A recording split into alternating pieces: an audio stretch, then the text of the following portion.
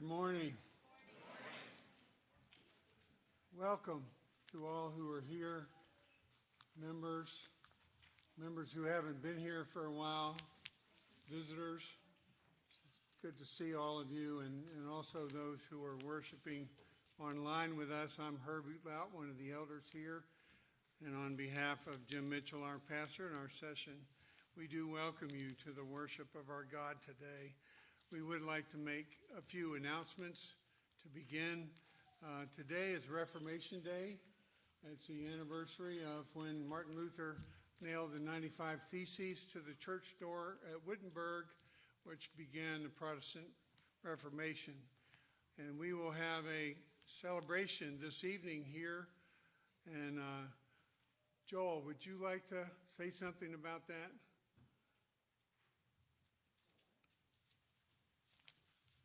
Come on up and get a mic here.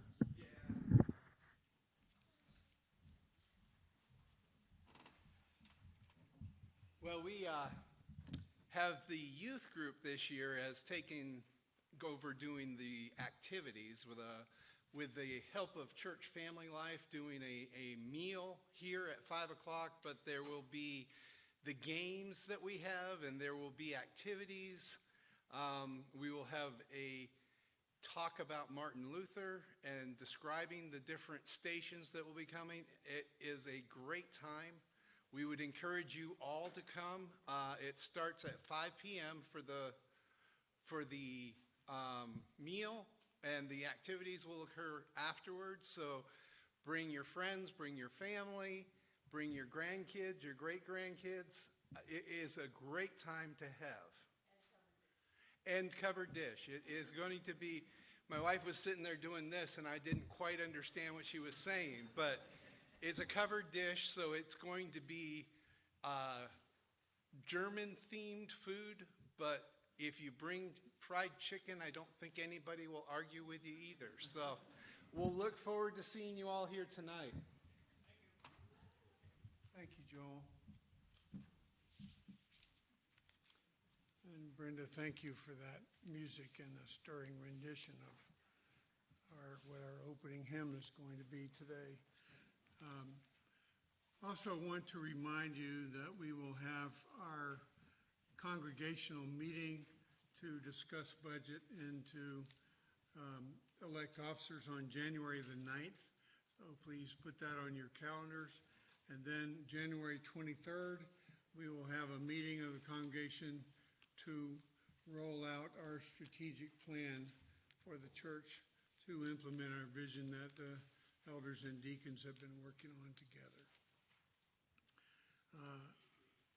There is a scripture passage here in preparation for worship from 1 John 2, 18 to 25.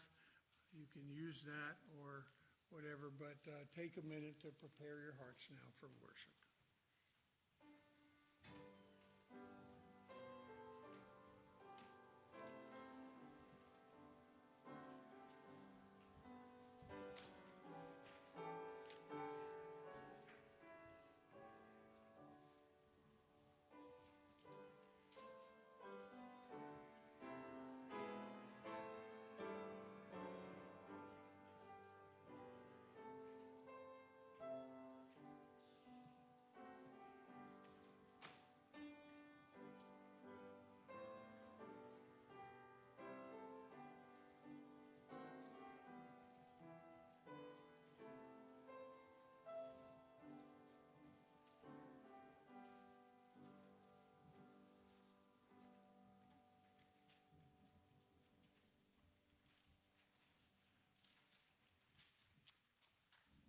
We are here not simply for ourselves, to come and feel good.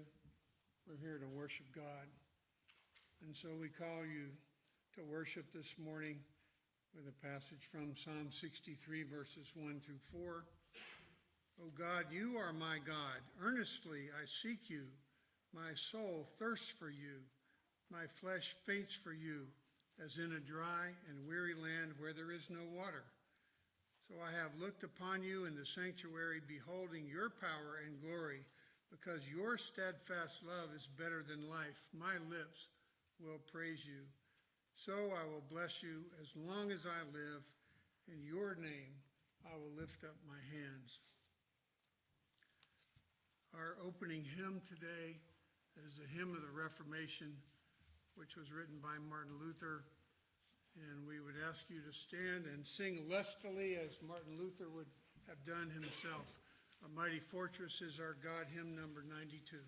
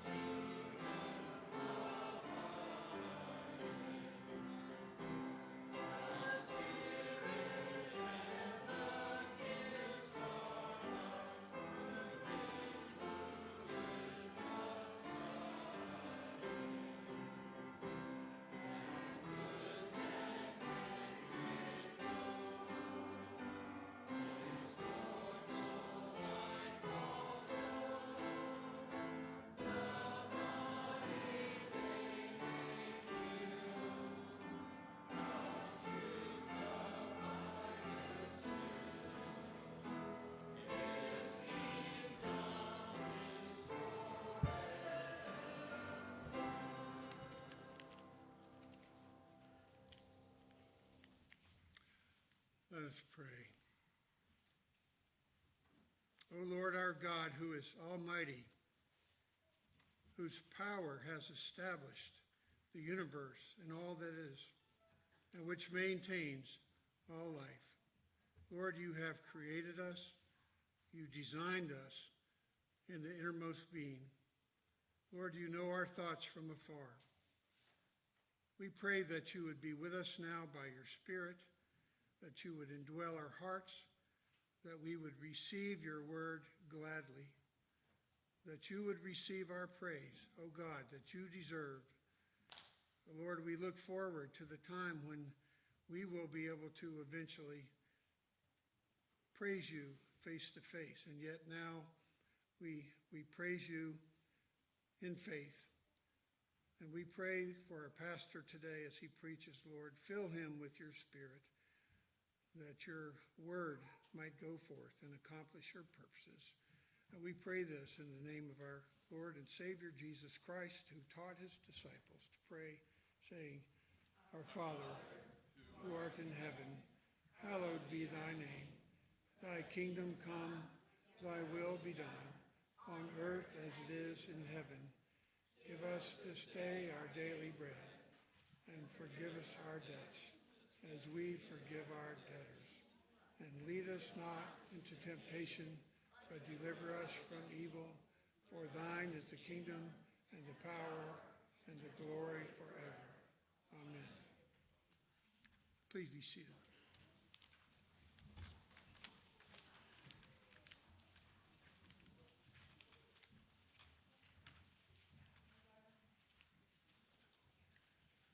Along with our praise to God, as we are sinners before a holy God, it is meet and right for us to confess our sins. Proverbs 28, verse 13 says, Whoever conceals his transgressions will not prosper, but he who confesses and forsakes them will obtain mercy. If you would take a moment to silently confess your sins to the Lord.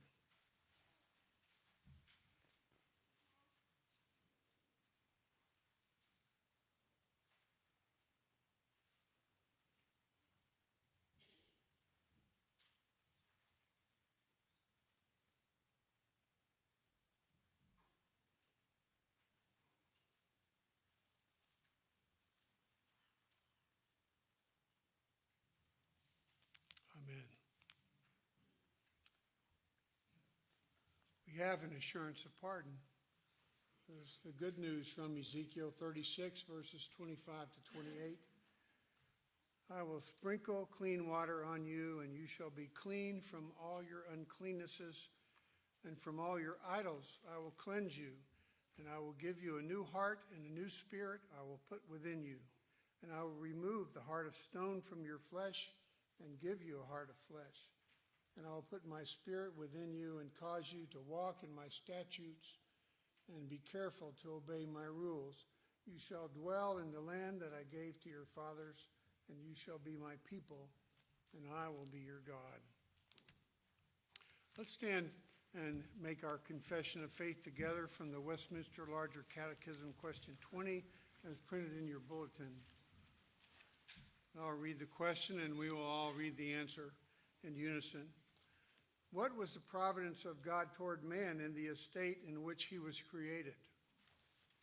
The providence of God toward man in the estate in which he was created was the placing him in paradise, appointing him to dress it, giving him liberty to eat of the fruit of the earth, putting the creatures under his dominion, and ordaining marriage for his help, affording him communion with himself, instituting the Sabbath, entering into a covenant of life with him upon condition of personal, perfect, and perpetual obedience, of which the tree of life was a pledge, and forbidding to eat of the tree of knowledge of good and evil upon the pain of death. Please be seated, and Joel Reed has our children's sermon.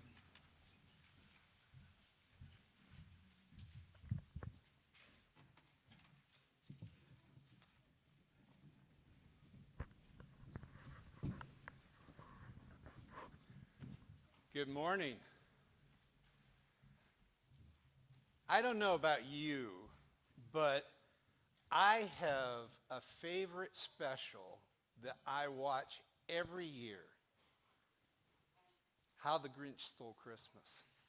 That is my ultimately favorite show. And you know what? It usually came right around Christmas time, and usually it was on Christmas Eve. And when I was a kid, we didn't have a recorder. It came on one time at a specific time. And do you know what?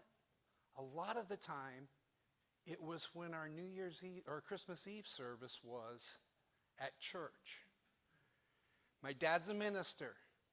Dad said, "You will be at the Christmas Eve service." And that was hard for me. But do you know what? As I got older, I realized that as a Christian, my goal and my job was to do what Jesus wanted me to do. And at that point, he didn't want me to watch How the Grinch Stole Christmas. He wanted me to be at church, worshiping him and remembering that he came to earth to save me and not me to save him. Let's pray. Dear Heavenly Father, we do thank you that you sent your Son to pay a price we couldn't pay so that we would have eternity with you. Father, we pray you would remind us as we live this life that we should live as you did. And we pray that you would give us the courage and the strength to continue down that path. In Jesus' name we pray. Amen.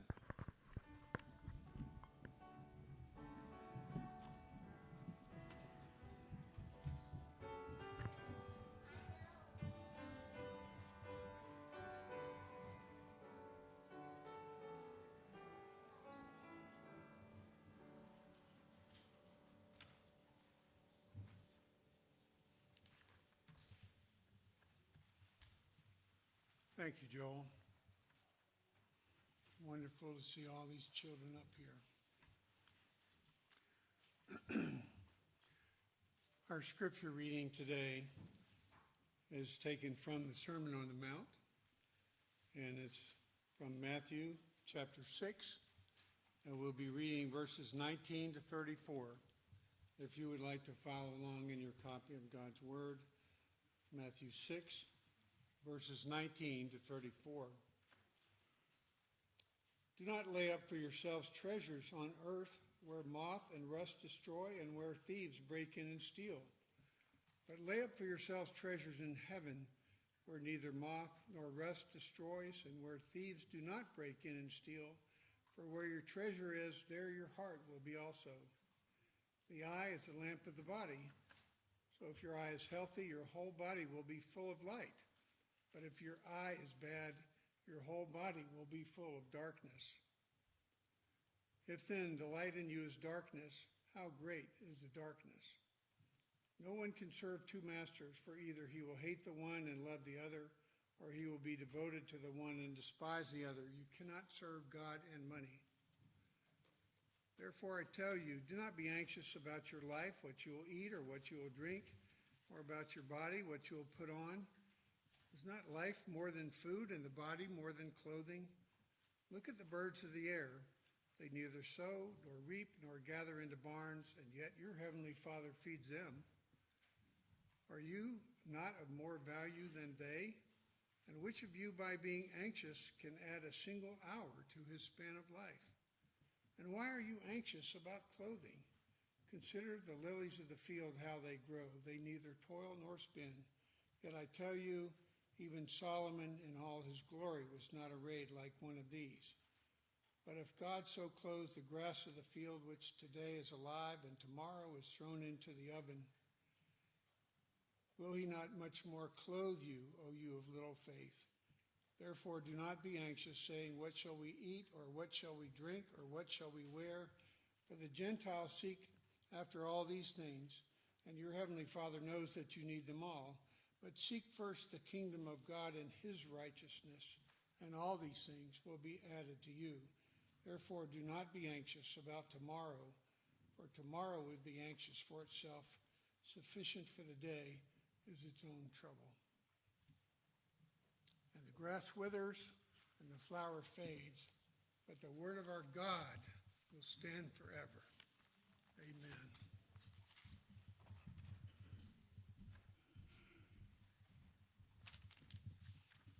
Let us pray together.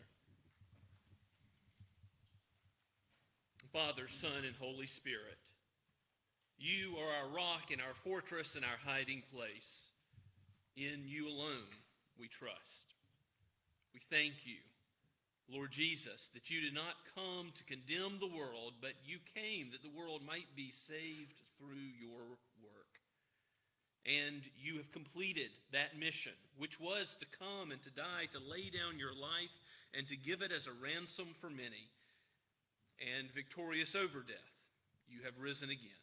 You now reign at the Father's right hand, and you have sent your Spirit. We have all power and authority because of your goodness to the church. You have given gifts to your people. You have given fruit. Oh Lord, produce fruit in us today as we hear your word. Continue to abide with us and make us more like Christ. Father, we lift up those who mourn. For those to whom Pat Palin was dear, we ask, Father, that you would bring comfort and that peace that passes all understanding. Lord, we will miss our sister, but we know that her reward is the light of your countenance, the light of your face forever and ever, beholding your glory as the angels sing of your holiness night and day, where there is no longer any need for the sun because your glory is sufficient. Father, we also pray for the family of Tom Barrett and to those that knew him. We ask your comfort and peace to be upon them as well. We pray that you would turn mourning into joy, a solemn joy, a hope that is certain in the Lord Jesus Christ, that though we die, yet we will live, and we know that he is gone to prepare a place for us, and we will be with him soon and very soon. This life is but a vapor, and soon it will be over. Give us wisdom to understand our days aright. And Father, give us a heart that would trust in you and look to your word as the lamp to our path. It would guide us in all that we do. Help us to love our neighbors as you have loved us. Help us to lift up those who are downtrodden and bruised and broken by the fall. Father, your word gives hope to the hopeless. Your word is that encourages those who are tripped up in sin. Father, let your word and your Spirit working through it repair and restore and renew. Where there is hatred, so love. Father, let there be an understanding that in Christ we have forgiveness that is total, that goes to the depths of all that we have said and done and even thought. And that forgiveness that is total is not only forgiveness but acceptance in him, that we are his children. Now we are his sons and daughters and brothers and sisters together to work for his kingdom, not because we must earn righteousness, but because we have the kingdom. We have been given righteousness by him.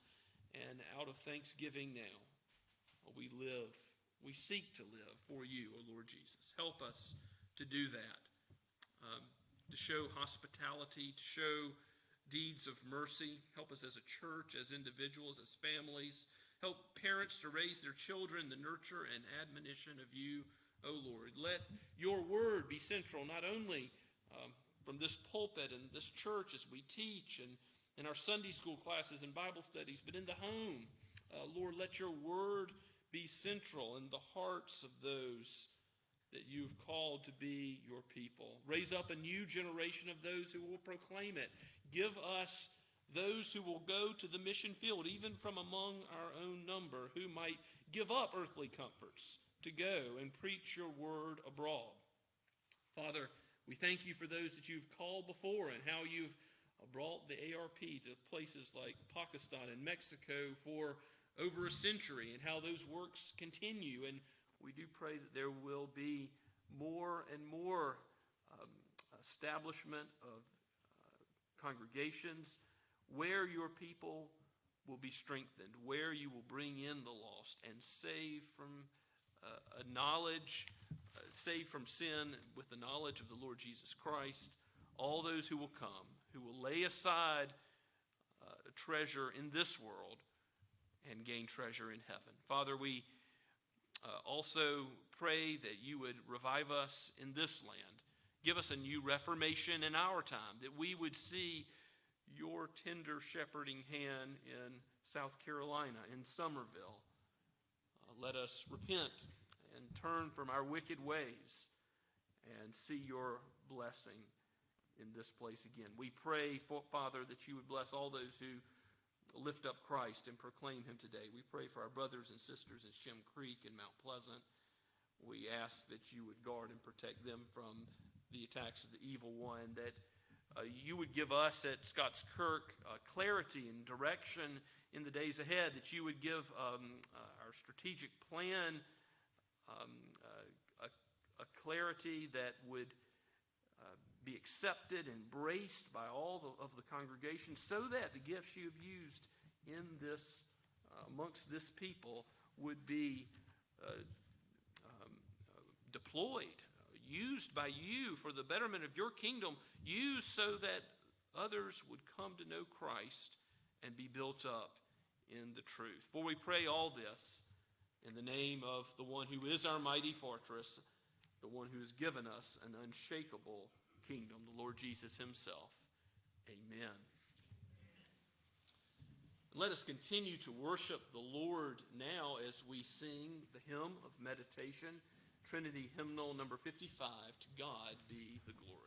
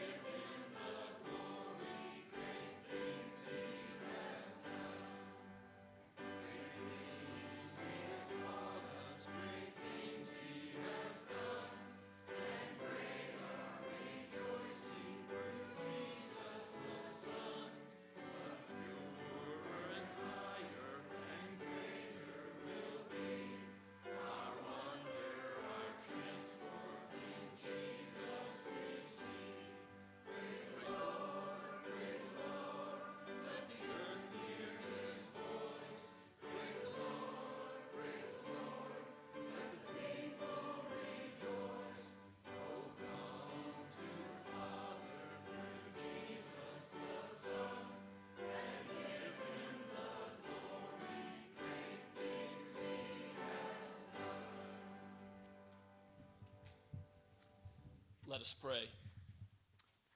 O Lord, your name deserves the praise, the honor, the glory, now and forever. May the nations come streaming to Zion. May your people bring the gospel to every corner of the globe, and every nation, tongue, and tribe lift up your praises. We long for the day when the knowledge of you will cover the earth as the waters cover the sea. And we pray that your mighty hand might do the work of your kingdom through us as jars of clay. Use us, take our lives, and make them living sacrifices for you. Use what we give in tithes and offerings. This whole world is yours, and we are stewards of a little for a time. Lord, build your kingdom, build your church. We pray in Jesus' name, amen.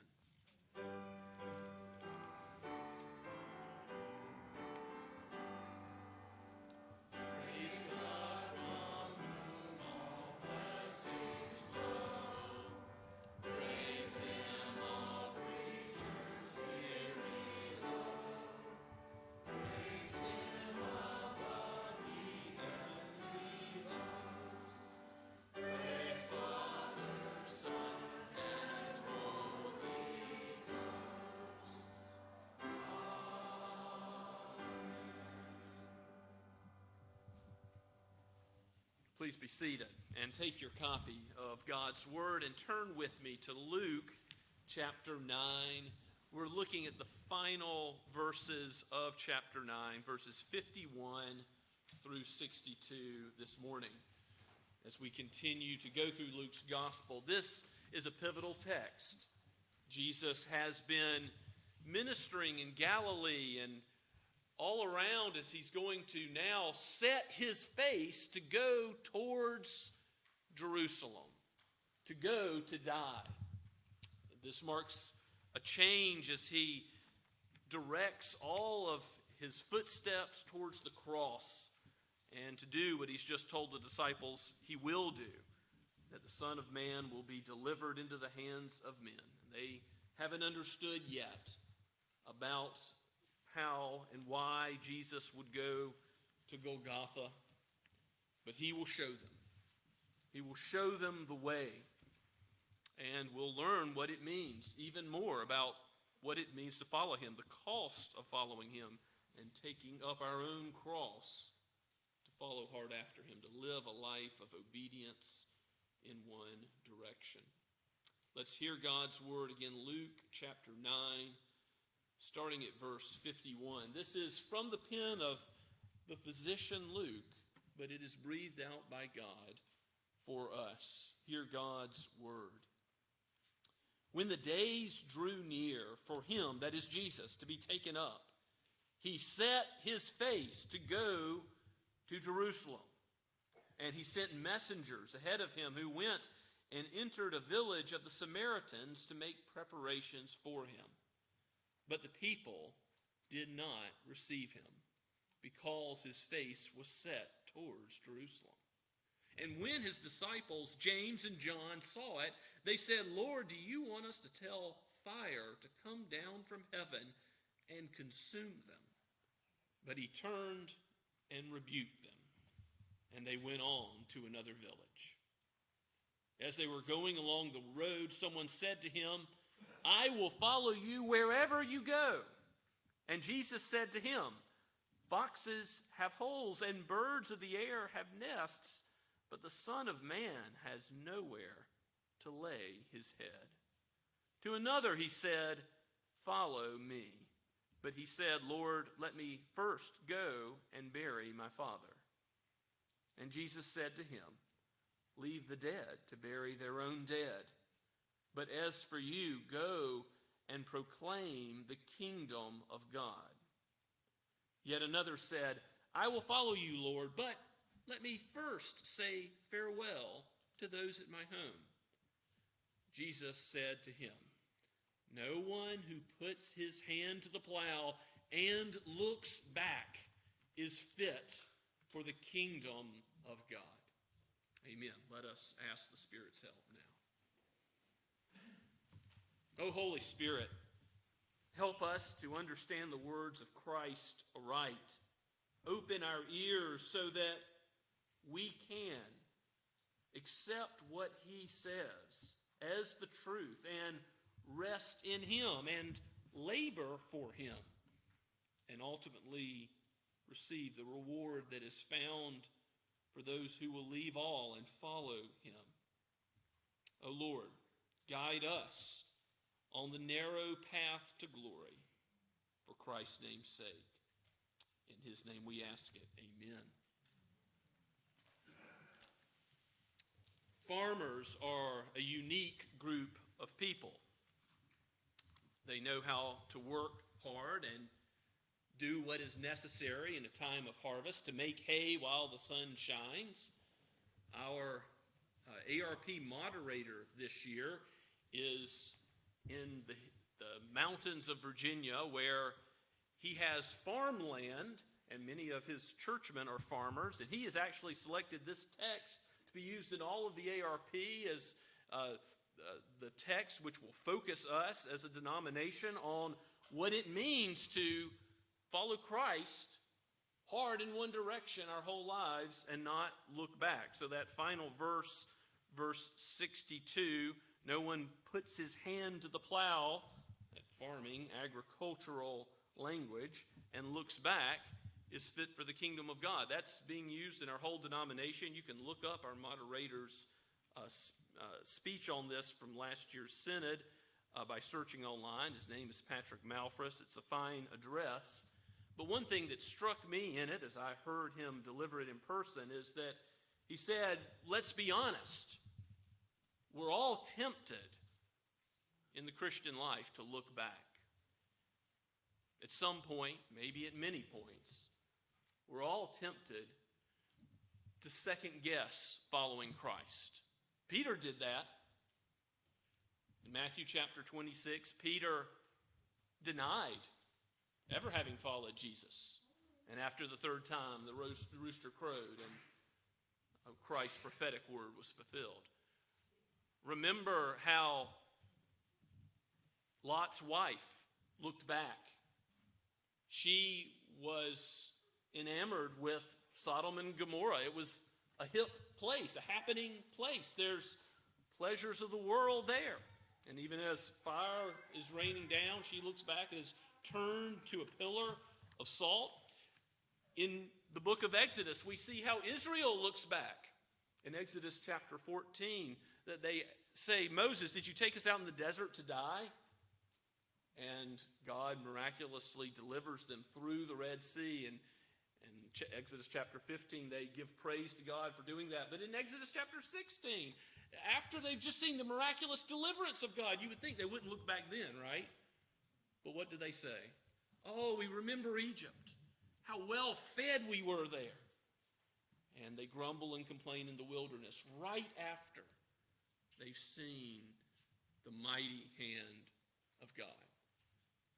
Is that true for you? You've seen the mighty hand of God, but at times due to sin, your own sin, struggles, trials, difficulties in this life, perhaps cross-bearing persecution in this life, you've looked back, and like the psalmist in Psalm 73, you said, is it all in vain that I've kept my hands clean, that I've followed after Yahweh's path? Well, it's time for us to enter the sanctuary of God's word and let his view of things be pressed upon us so that we understand this world and ourselves aright, so that we understand eternity and the short time of our lives aright. Jesus has just told his disciples that he's going to go and die. Back in verse 44, let it sink down into your ears, he said. But they're drawing near to Jerusalem. They're going from Galilee through Samaria to Judea. They are going with Christ on a mission for him to give up his life. It says in verse 51, when the days drew near for him to be taken up, and some versions might even say for him to be ascended, he set his face to go to Jerusalem. Now there's a double meaning of the word taken up. In John's gospel in chapter 3, you know John 3:16, I'm sure, but you may not know John 3:14 and 15. It says, just as Moses lifted up the serpent in the wilderness, so the Son of Man must be lifted up, so that all those who believe on him may have eternal life. Well, how is Jesus lifted up? As the serpent was lifted up by Moses in the wilderness, first he was lifted up on the cross. He was lifted up on the tree that was cursed of God so that we might have eternal life. Later he will be lifted up, in another sense, taken up to heaven, ascended with the clouds and the glory that comes with his victory over sin and going to the Father's right hand. But that phrase that Luke uses in verse 51 could mean both, so that we're, as the reading audience of this gospel, to understand Jesus is about to be taken up onto the cross, and then after the cross, the crown taken up to glory. And Jesus, in verse 52, sends messengers ahead of him who prepare a place in a Samaritan village. We're not told which village it is, but he's not accepted there.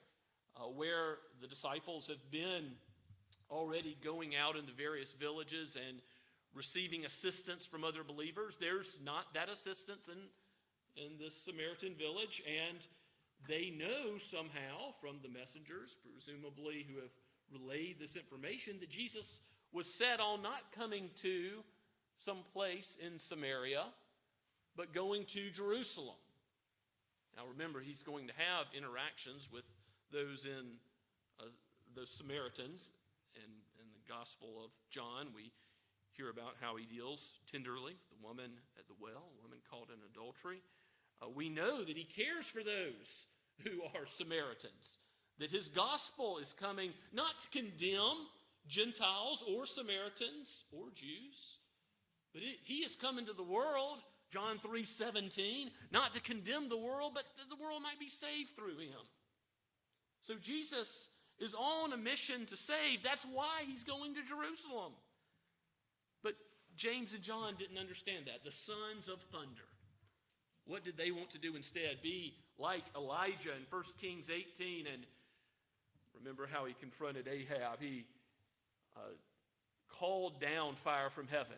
And God displayed that sign miraculously and lit the sacrifice on the altar. So James and John wanted to be used in that powerful way of judgment, but Jesus turns and rebukes them, he says in verse 55. We're not told what the rebuke is, but we can surmise that it's something like this. James, John, my kingdom is coming to save, not condemn. My kingdom is coming so that these Samaritans who have just rejected me, who are in opposition to me right now, Jesus is loving those who are his enemies, loving those who are opposed to his kingdom. And so they go on to another village, and as they're going along the road, and here's where we'll focus most of our attention this morning, we'll see this illustration of the plow being our labor for God's kingdom, in the context of three men who say they want to follow Jesus. Someone says to him, I will follow you, verse 57, wherever you will go. Well, where will Jesus go? He's come into this world in a state of poverty. And he says here, just so you get a sense of what it is to follow me, the Son of Man has nowhere to lay his head at night. Foxes have holes, birds have nests, but he has just been rejected and not even given a place to stay in a Samaritan village. He has no home in this world. So understand what it means is what Jesus is saying, to take up your cross and follow him. There will be difficulties. There will be trials. And as you consider, is following Jesus worth it? As that struggle may cross your mind, you should remember this, that following Jesus wherever he will go will mean difficulties and trials in this life. And another, Jesus says to him, follow me. Jesus wants obedience. Remember how the first disciples leave everything and they follow Christ. God's Holy Spirit enabled them to do that, did he not? But this man gives a reason why he can't do it. He says, Lord, let me first go and bury my father. Now, in Jewish custom, a burial would be done immediately after death. And it was a son's obligation, a very high priority, to deal with the burial of a father. And there would be a period of mourning after that, and then of dealing with the estate. It would all be compacted in a short period of weeks. But this obligation would normally be so intense that someone who's just lost their father wouldn't even be out in public.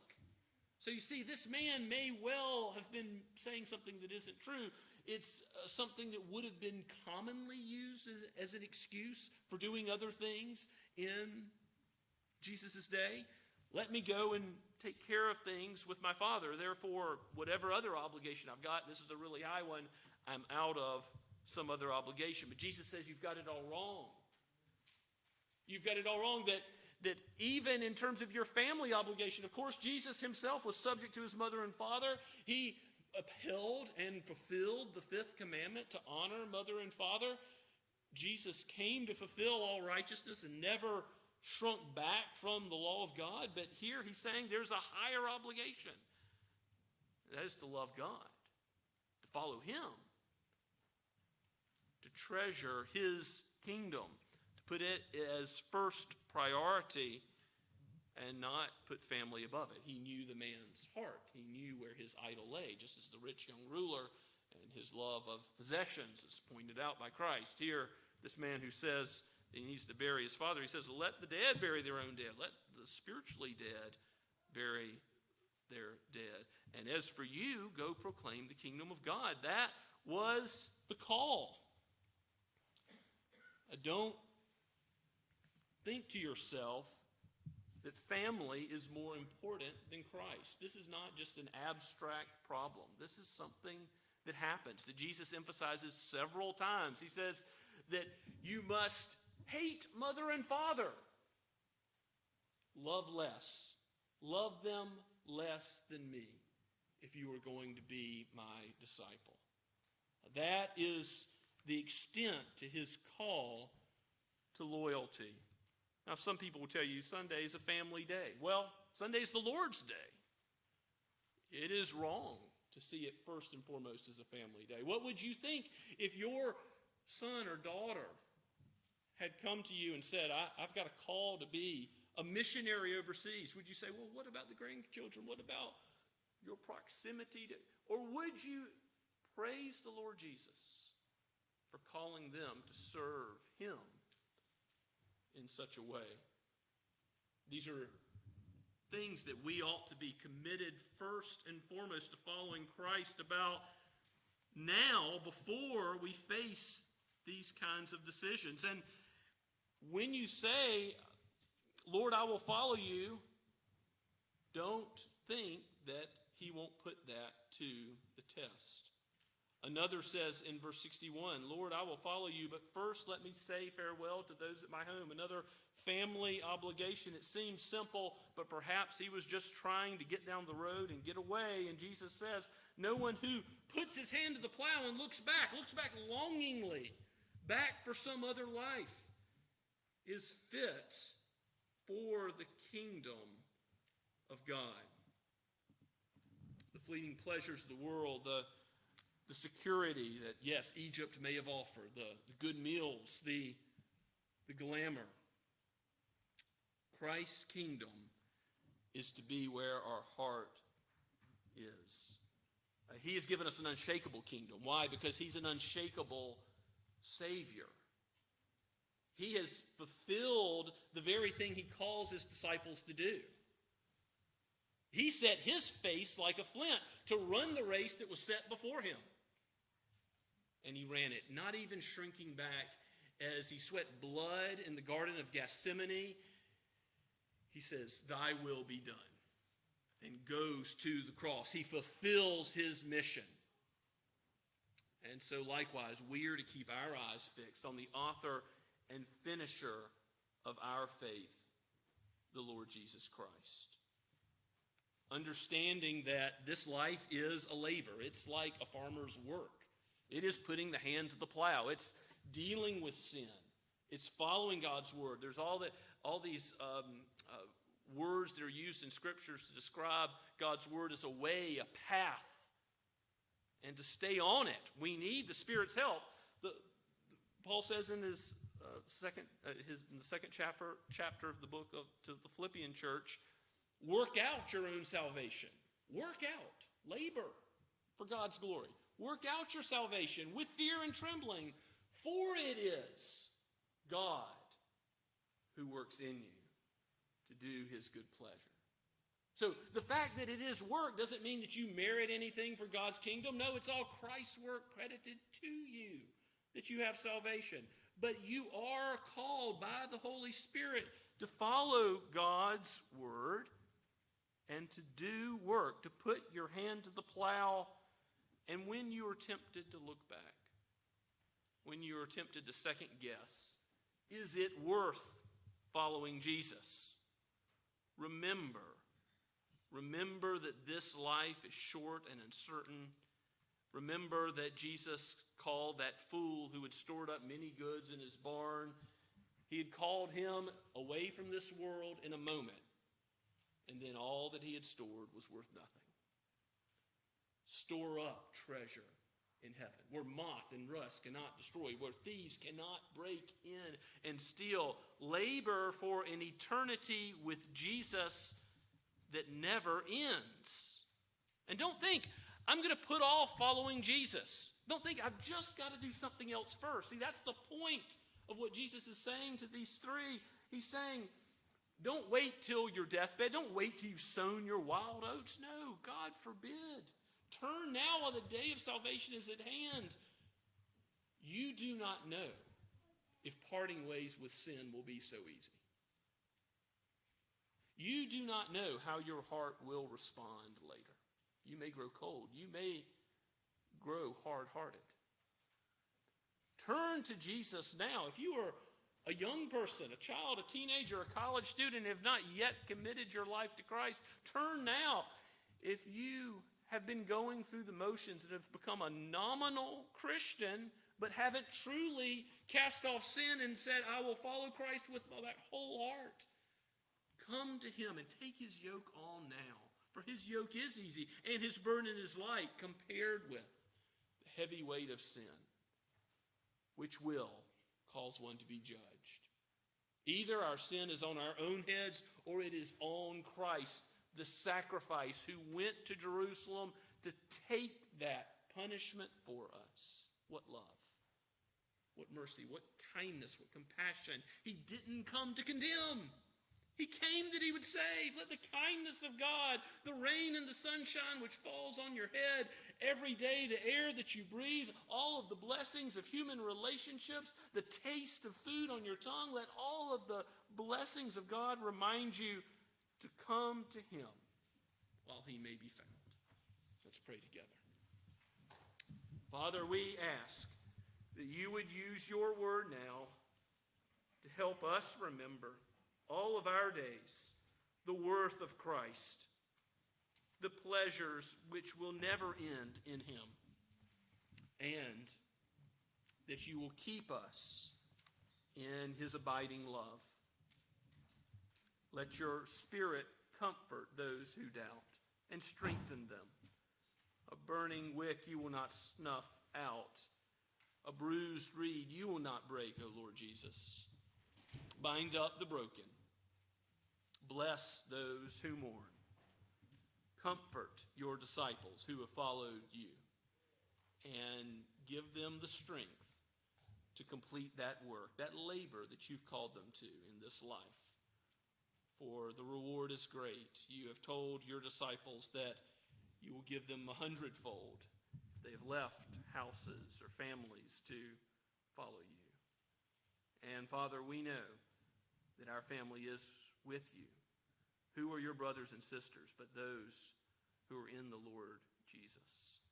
We will be with you as our Father, our elder brother Christ, and all of the sons and daughters of the Most High forever and ever because of your covenant love and kindness. And we bless your name for that and ask for your help as you lead us on that path home. In Jesus' name we pray. Amen. Let us stand now and sing in response to God's word. hymn number 575, Soldiers of Christ, Arise.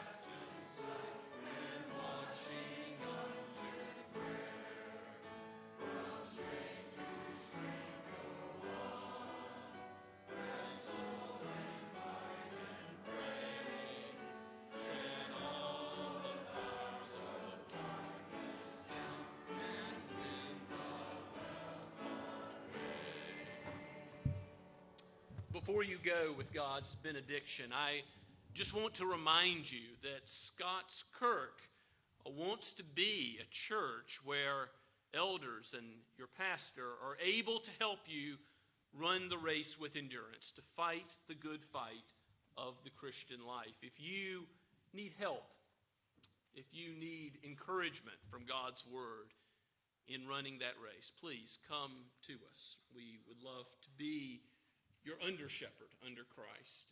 And also, if you have never turned to Christ by faith, if you don't know what it means to trust in Jesus, there's nothing we would rather talk with you more about than that.